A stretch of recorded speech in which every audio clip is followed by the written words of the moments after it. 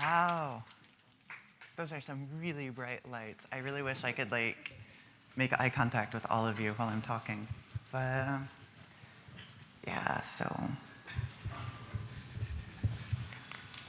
just gonna reset my slides.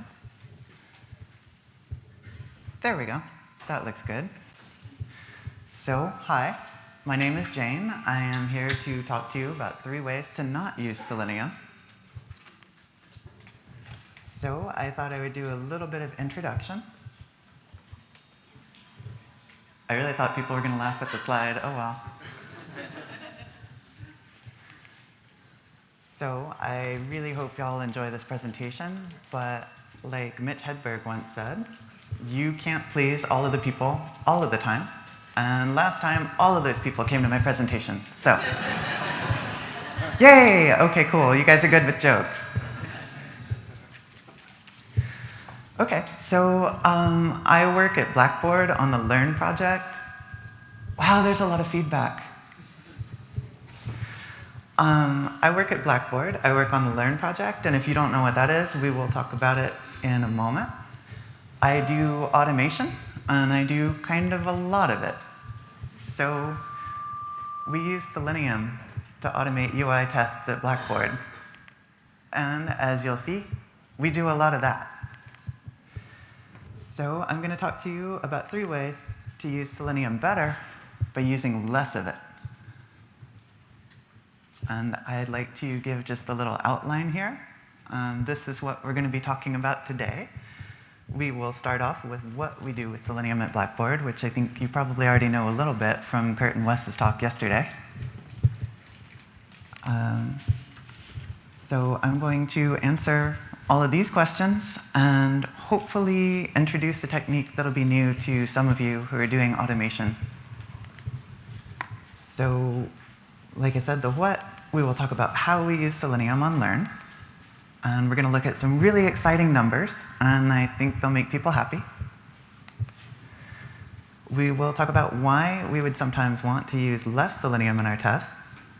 And we're going to take a look at when we know it might be a good time to do that. And finally, we're going to look at some methods for how we accomplish it, just to generally decrease an E2E test suite's dependency on Selenium.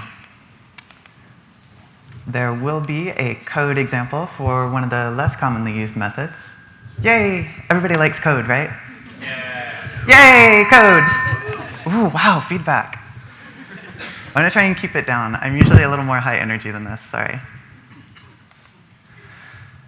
So we're going to talk about HTML form injection in our code example, which probably some of you are a little bit familiar with that, and if you're not, it's okay, wait till the end, and we'll talk about it, and if you have any questions, come and see me for office hours later.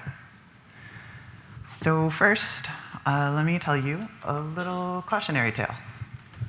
Outside of work, I am a fire performer. That's what I like to do. That is me, by the way, spitting fire out of my mouth. It's well, thanks. Yeah, my preferred way of interacting with audiences is to just blow fire out of my mouth using words. Words are 10 times more dangerous than fire, and I think words have killed way more people than fire, so it's really scary to just be using words instead of fire.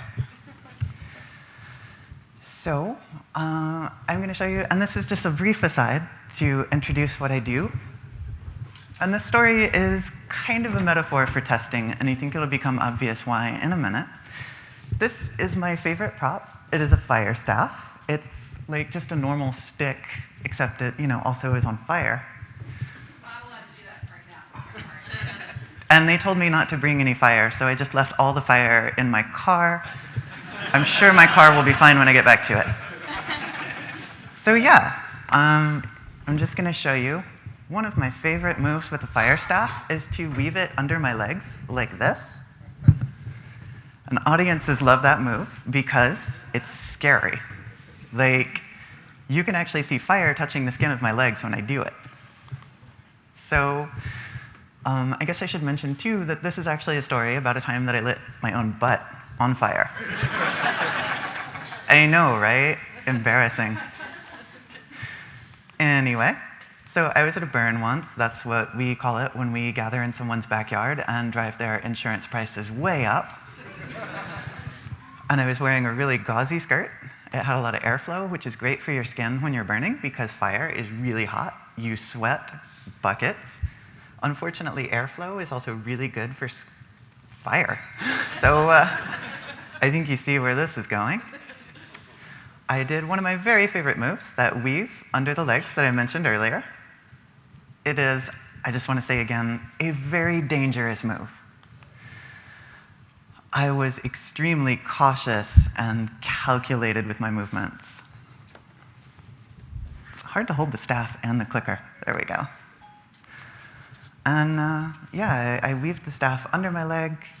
The fire touched me. It touched the skirt. It was fine. Nothing actually went wrong. And then, let me show you what I did next. I brought the staff close into my body for a little figure 8 weave. This is like the first movement that anyone learns. Like a lot of people learn this movement with a stick when they're kids.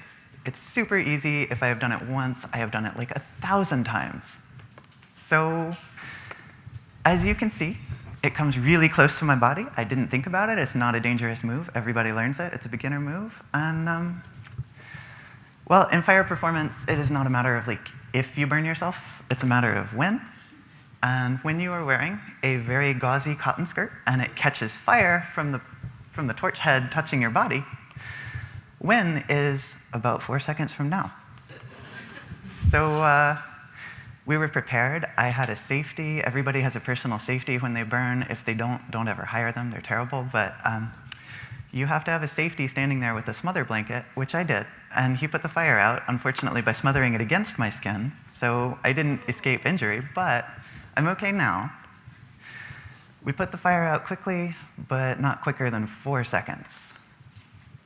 And the moral of the story is that even if you've done something 1,000 or like 1,000,000 times, it could always go wrong in less than 4 seconds. And I feel like that's kind of like an automation because, you know, everybody sees what I mean. Okay, yeah. You may not even know that something can go wrong until you run it like 1,000, 1,000,000 times.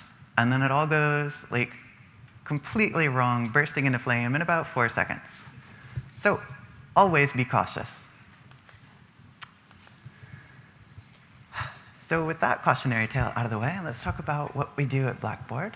I'm going to just be really brief so I can give you guys a sense of what kind of application we support and what kind of scale, which I think you've already got a little bit of an idea if you were at Kurt and Wes's talk, and if you weren't, like, watch the recording of it. It's really fun stuff. So we are a global educational software solution provider. And I read that on our website, so I know it's true. Thanks. Oh my God, you guys are the best audience I've ever had. People don't laugh when you're playing with fire. Well, some of them do, but like only if they're drunk.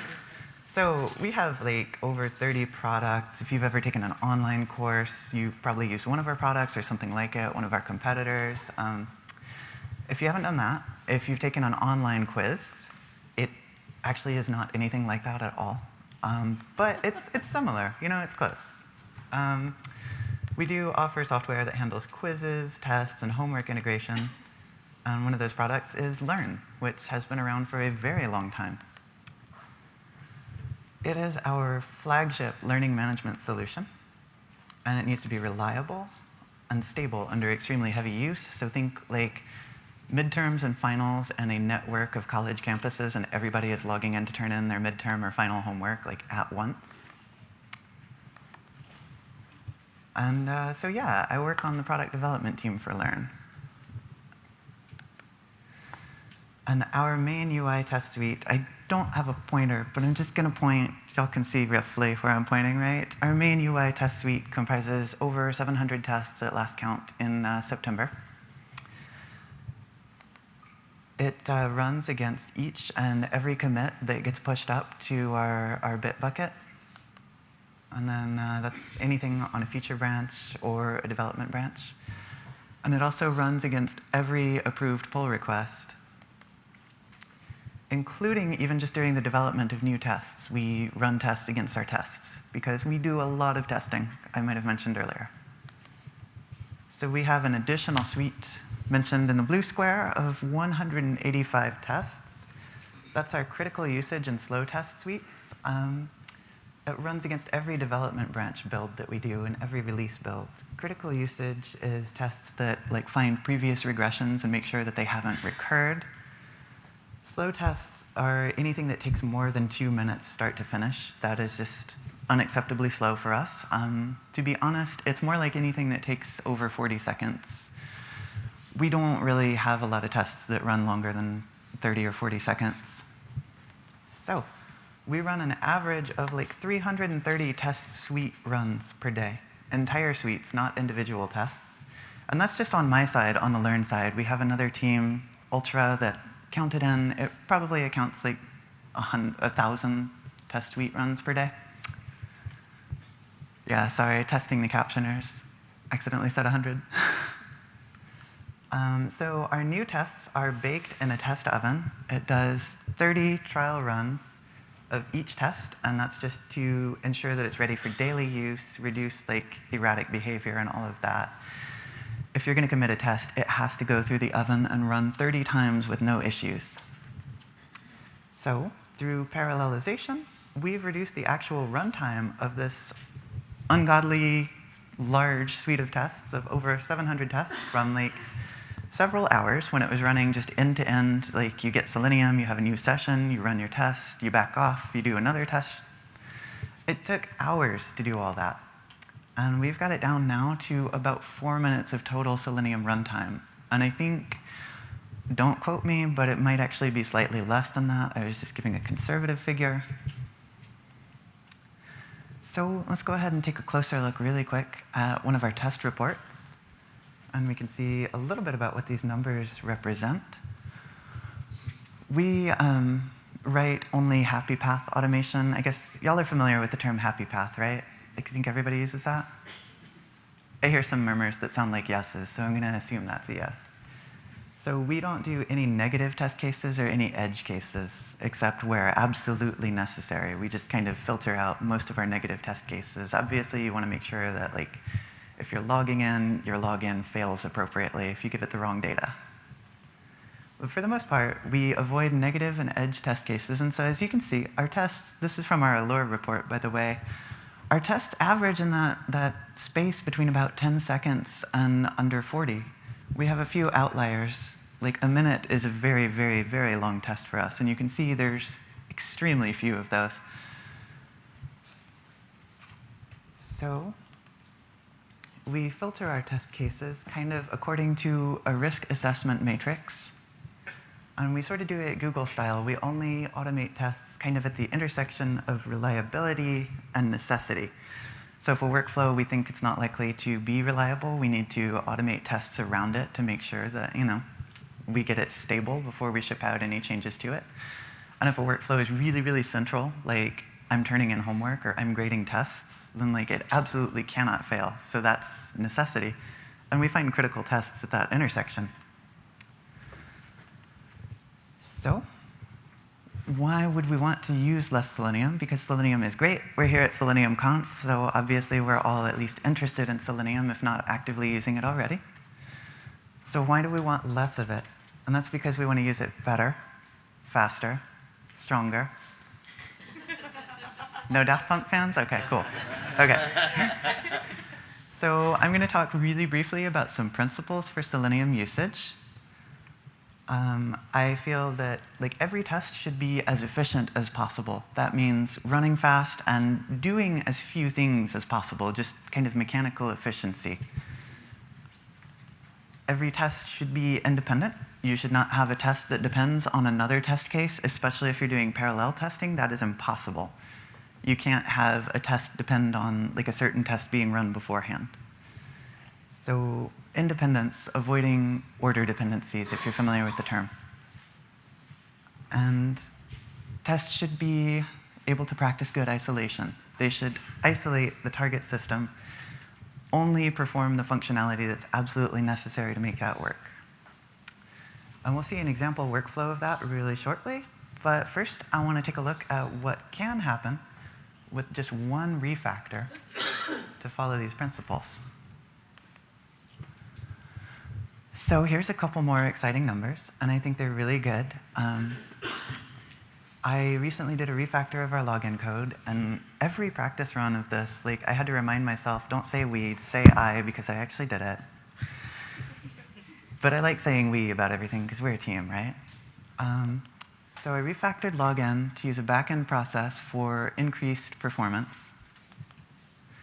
And that saved us at least 1.7 seconds per test. And understand that we're ordering like our tests on the order of seconds, not microseconds, not minutes. So that's a pretty big savings. So, and that's also, that number is assuming that each test performs a login only once. As you'll see in the example, you could log in between 2 and 3 times during test setup because there's a lot of different roles in Learn, and you might need to authenticate as any of them to get the data in place. So the actual number of seconds shaved off of tests is probably a little higher. I actually just averaged it off tests that do a single login.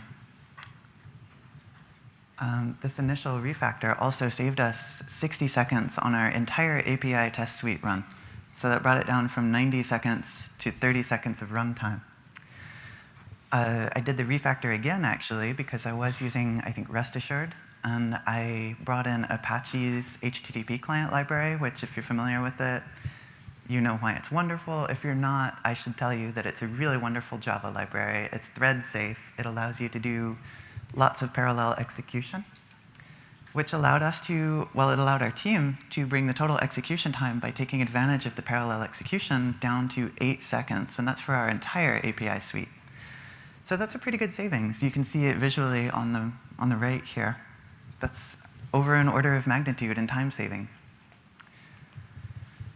We conservatively estimate that this login, this increase in performance in login, saved us $100 a day, which comes out to $500 a week. And assuming, I guess, just 50 work weeks in the US with holidays, that saves about $25,000 a year. So that's the why. Well, I thought that was a cool number. So we're going to explore that new login code in the examples near the end of the talk. But first, let's go ahead and talk about when we know we need to do it. So probably the most important thing about crafting an efficient, independent, isolated Selenium test is to stay on target. And if you can't see it, there's an X-wing, and it's telling you to keep calm and stay on target, and we're not going to think about what happens immediately after that line in A New Hope, because then we'll all get sad. But for our purposes, it's good. So we focus only on target functionality. And then you handle state and data creation behind the scenes with back-end processes. That way we manage to keep our use of Selenium on target. Sorry, my clicker's acting up a little bit. It just advanced 2 slides. I hope it didn't give away any surprises. Because here is a typical workflow example in the Learn product. So if we want to test that a student can enroll in a course, we have the following steps that we have to perform first. You have to log in. You have to create the course, publish it so that it's available for enrollment, and then you want to log out because you don't want to be the course creator, you want to be the student.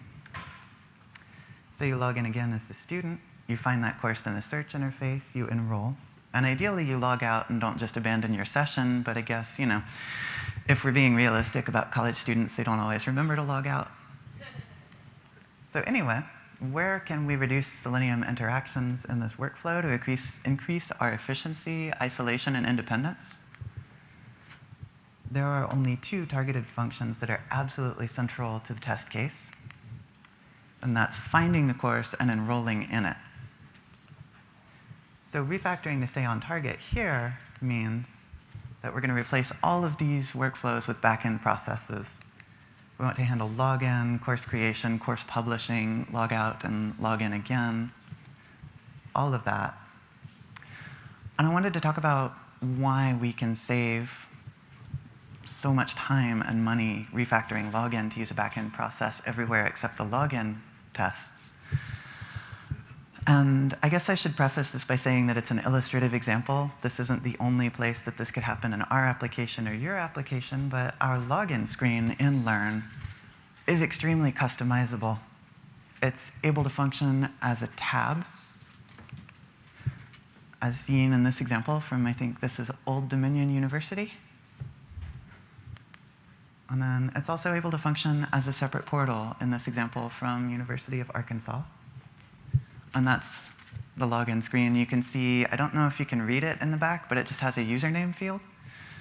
So in the tab, we have username and password. In this one, we just have username. So it's also capable of multiple look and feel style customizations. And all of those can be set programmatically with configuration. So as you can see, some of these options can change both the look and the behavior of this login screen.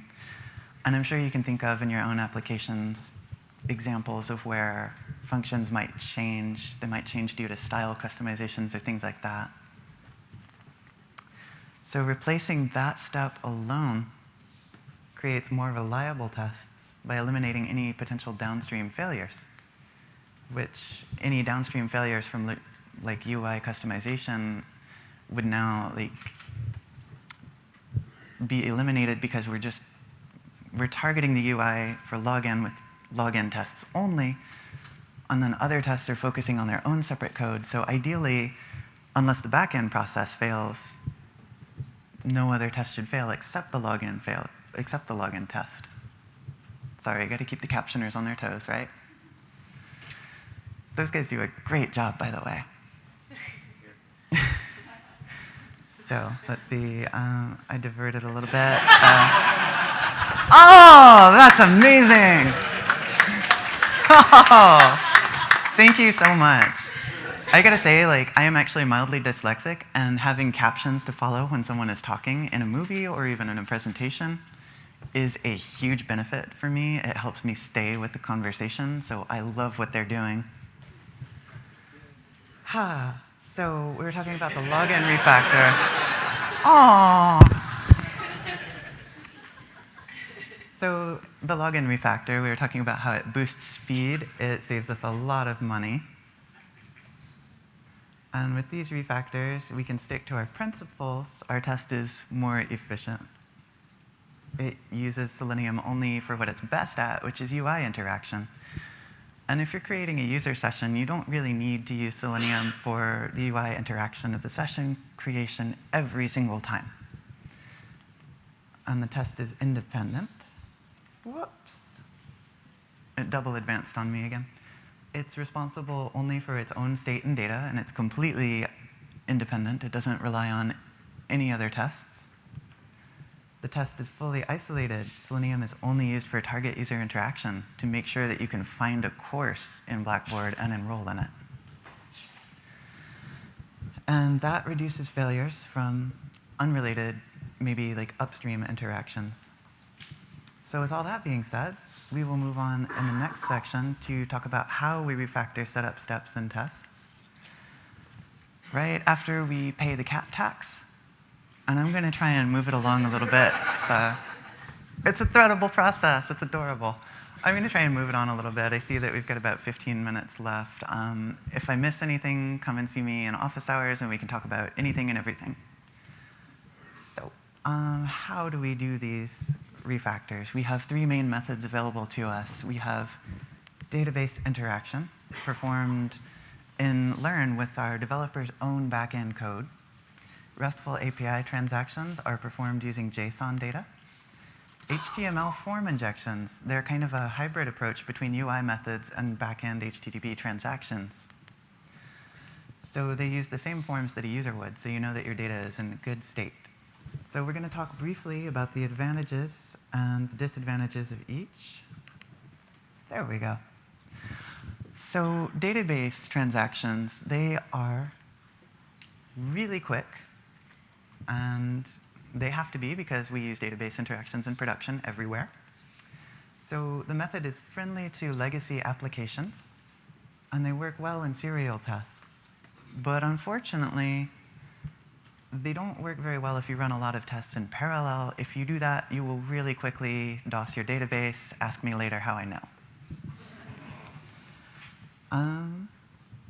And so also, if you use containers, you do have to negotiate access across containers. And then depending on your level of familiarity with like full stack or like back-end development, they could present a technical challenge, because you either need to know advanced SQL injection or you need to know your own back-end code.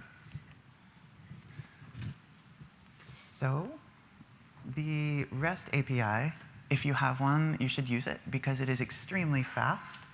It's friendly to parallel tests and to serial tests. It works well across containers. You're already using the network, so you don't have to negotiate any access. And it's extremely easy. All you have to do is capture a JSON transaction in your browser. Recreate it in your code, use any JSON client library. Ideally, use the same one that your developers are using. The only real disadvantage is that legacy applications may not have endpoints yet for every API function that you need. So we're going to talk about HTML forms. It's a familiar approach if you've done any kind of like performance testing with Gatling.io, Locust.io, or everyone's favorite Apache JMeter. Yay! Aw, no performance testers, huh? OK. So the advantage is that HTML form injection is friendly to parallel tests, containerization, and it's moderately easy to learn. It works about the same way as submitting JSON to a REST API. And it is extremely friendly to legacy code because it takes advantage of legacy endpoints. You don't have to go past them to get to the database. You don't have to have a REST API in place. And for my work on Blackboard Learn, because it's a very mature product, it has a lot of functionality, and that's not entirely covered with REST APIs yet. So the disadvantage is that it's not always quite as fast. Depending on the HTML parsing library that you use, it might actually be a little bit slower, on the order of microseconds, to build a form and submit it. And you may encounter some technical limitations, like if you have a page that has a lot of JavaScript activity on it to get the data in the right state to submit, then you might not be able to use this because you'll need to do JavaScript execution as well. And that's like if you've got like, you're submitting a bunch of dates and they have to be formatted, that's not as big an obstacle. But if you've got a really long form and each control like has several downstream controls that depend on it, at that point, you might not be able to use it because that'll be a lot of JavaScript execution that you would have to do. So I'm just going to recap really quick and see if we can make up for lost time. REST APIs, they are easy and they are fast. HTML forms are a really good hybrid approach between kind of like UI and backend methods. And then the database is also really fast, but really challenging. So I'm just going to breeze through these slides real quick. Wow, I have a lot of slides. OK. Oh, and I did want to go ahead and make one more mention, just so that it's clear that database access can be difficult to negotiate across containers, because a lot of applications like to use local access only to databases and things like that for security. So my recommendation is that you use REST APIs wherever possible and HTML forms to supplement that process. We'll take a closer look at HTML form injection in a minute. We're going to go ahead and pay the cat tax one more time with this embedded process. Isn't she adorable? OK. That's my cat, if you can't tell. I'm attached. So let's go ahead and look real quick. And I'm going to put these up on GitHub so that you can download the slides and look through the examples yourselves in your own time. So I'm going to just breeze through this. We have about 10 minutes left. And this is where the beginner part comes in. If you don't know how to do a capture, you're going to see an example of it. So we've got Chrome open there, and then the context menu that I blew up, that's just what you get when you right-click. And then we've got the network tab open here. So in Chrome, you just open inspect, select network in these tabs. You put a check in preserve log. And the record button should already be pressed. You perform your interaction that you're going to capture. Look for the post. That's where you're sending data to the server. And then you can see we've got like a route in the post. We've got a status on the response. This is the HTML form data. As you can see, my password is just a bunch of black dots. It's really hard to type. And these are cookies. I was debating about posting these, but I mean, that session died like, days ago, so I guess you can't hijack that session anymore. These are in the response headers. I definitely didn't put a blank slide in. I'm not sure what happened there. Just go to the response headers, look for set cookie, and that is your magic ticket to get into the system after you've performed a login with forms. And we're going to go ahead and see how you can pass those cookies to Selenium. And this is actual code. I wrote most of this, but then it also got rewrote, and I was rewriting someone else's code, so I can't be responsible for every single line in here. So if you see something you don't like, assume that someone else wrote it. That's not true. I probably wrote it. OK. So this is our login page. We're doing page object, right? And as you can see, there is a login method, which calls login and get cookies. I wish I had a laser pointer. It's right over there, second line in the actual code. And then it goes and iteratively passes those cookies that come back into the browser. There's not a lot going on in this. It's just a wrapper so that we can control the kinds of exceptions that are returned so that we know that they're always cookie errors. And it's calling get cookies from this other method. So there's two things going on here. There's a setup to retrieve the cookies to be returned. And then there's a request to hit the main page, get a nonce, which is like our session ID. And then we're moving on. This is the rest of the same method. We're creating a form. We're adding parameters into an array list. That builds our form. And then you can see we put the nonce ID right there at the bottom. We do a post to create the form entity. We send it. And that's what the very bottom is doing right there. This is what basically emulates a user login. You're doing the same thing that a user would. You're just taking the browser out of the picture, and you're using Apache HTTP client in its place. And that, as we know from Aslak's talk this morning, makes everything faster when you get rid of the browser or you get rid of the network layer and have the browser still. And this is kind of the same thing. We're just building on that by eliminating layers. So we've got some final steps. We're gonna throw an error if the response status code doesn't look like, if it's not a 302 or a 200, go ahead and throw an error. And if not, we'll just extract the cookies that we got and return them in a list. So that was a lot of information to take in. I wish I had another cat picture coming up to give you guys a break, but I don't. We're just going to plow through, and hopefully we're still on time. So those are the 3 ways not to use Selenium. We talked about database interaction a little bit. It's very fast. It can be reliable if you're using developers' own backend code to put the data in. But I wouldn't recommend it in many situations, especially if you're running tests inside of containers, so that the test application is separate from the database container. We talked about RESTful API transactions and HTML form injections. And I think that REST APIs are probably like the gold standard for setting up data in your system because it's so easy. If you haven't done it before, use that same walkthrough they gave you and look for JSON objects instead of HTML form entities. And you can scrape the data and just play it back. And I think that's about everything. We talked about HTML injection. It's much the same workflow as using REST APIs. And I think it's a really good hybrid approach. And if you've got performance testers on your team, they already know how it's done because JMeter and Gatling and Locust and all of that are already doing it.